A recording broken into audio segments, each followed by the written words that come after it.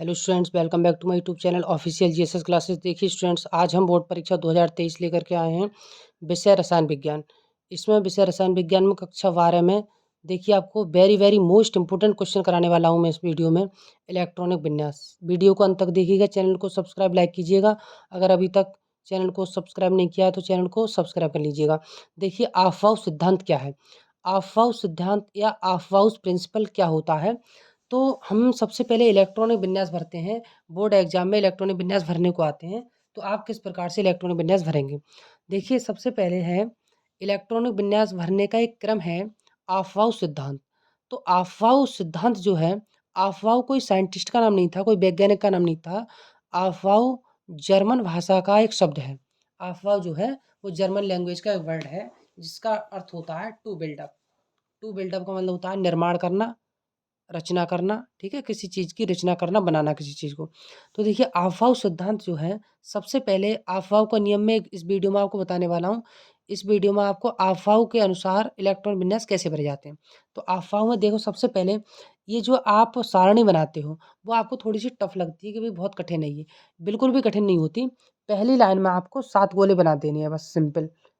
1 2 3 4 5 6 और 7। ठीक है, कुछ नहीं करना है। अफवाह के नियम के पढ़ने के लिए क्या करना है, पहली लाइन में 7 गोले बना देने हैं।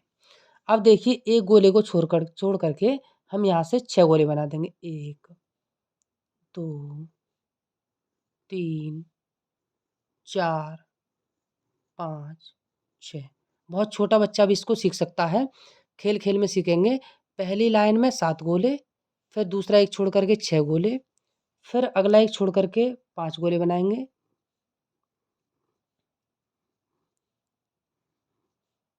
5 गोले, फिर अगला इसे छोड़ करके 4 गोले बना देंगे हैं। ठीक, ये बात आपकी समझ में आ गई।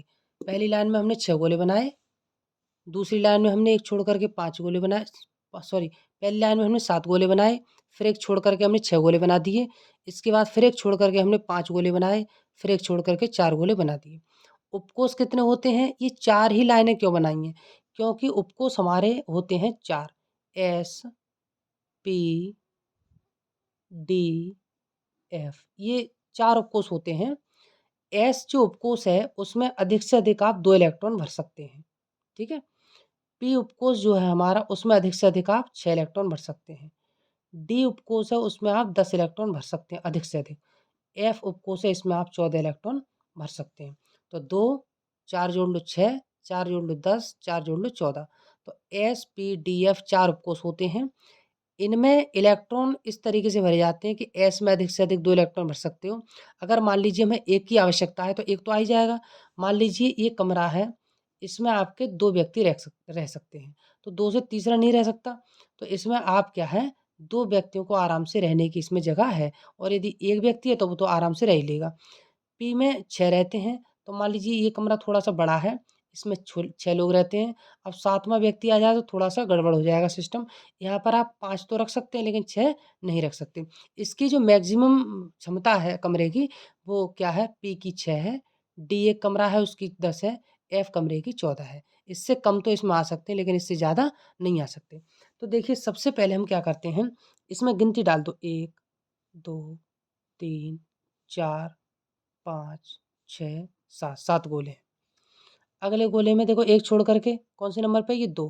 तो 2 3 4 5 6 7।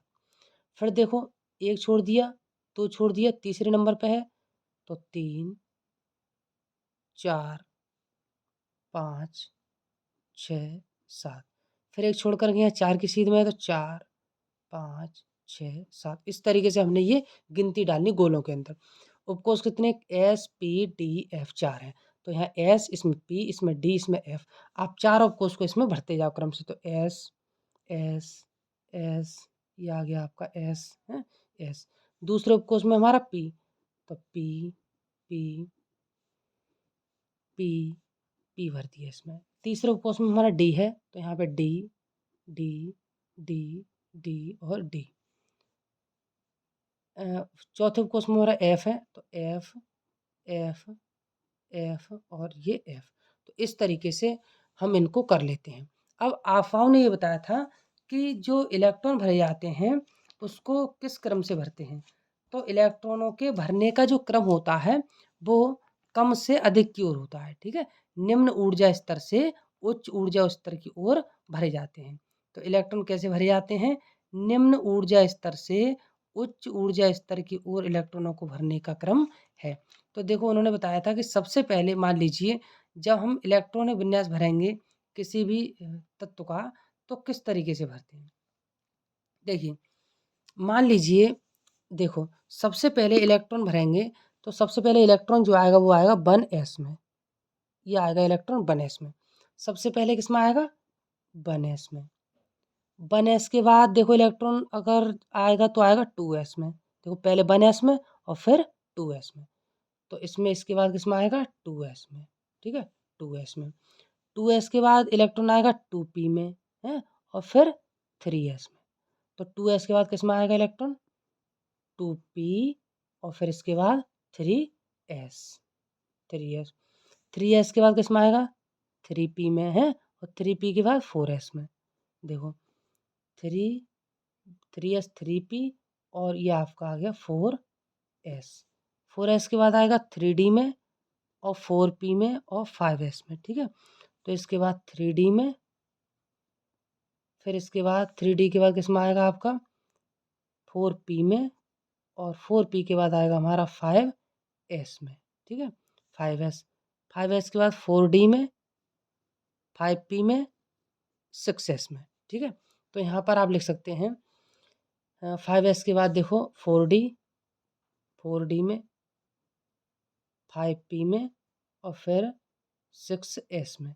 इसके बाद 6s के बाद 4f, 5d, 6p और 7s। इस तरीके से ऊर्जा के बढ़ते हुए क्रम में इलेक्ट्रॉनों को भरा जाता है। तो मान लीजिए हमें हीलियम का इलेक्ट्रॉन विन्यास भरना है। पेपर में क्वेश्चन इस तरीके से आएगा कि हीलियम का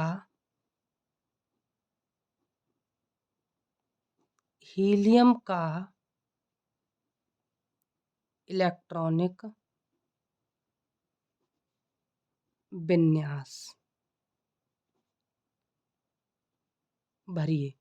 हीलियम का इलेक्ट्रॉन विन्यास भरिए। तो देखो हीलियम का जो ये आपका हीलियम, इसका एटॉमिक नंबर जो होता है वो होता है हीलियम का 2। हीलियम का होता है आपका 2। तो सबसे पहले हीलियम के 2 चाहिए हमें।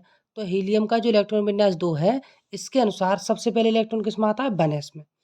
तो 1s, ठीक है। अब देखो ये लिख दिया हमने सबसे पहले 1s। अब s में आपको पता है कितने इलेक्ट्रॉन रह सकते हैं? 2। तो हमें कितने की आवश्यकता है? 2 की आवश्यकता है। तो इस तरीके से हीलियम का इलेक्ट्रॉन विन्यास हमने भर दिया। अब मान लो दूसरा आ जाए कि नियोन का भरिए, नियोन, Ne। तो नियोन का जो इलेक्ट्रॉन विन्यास होता है वो होता है आपका 10। नियोन का इलेक्ट्रॉन विन्यास 10 होता है। तो सबसे पहले इलेक्ट्रॉन किस में आता है? 1s में, कॉमन। 1s के बाद 2s में, 2s में, 2s के बाद 2p में, 2p में।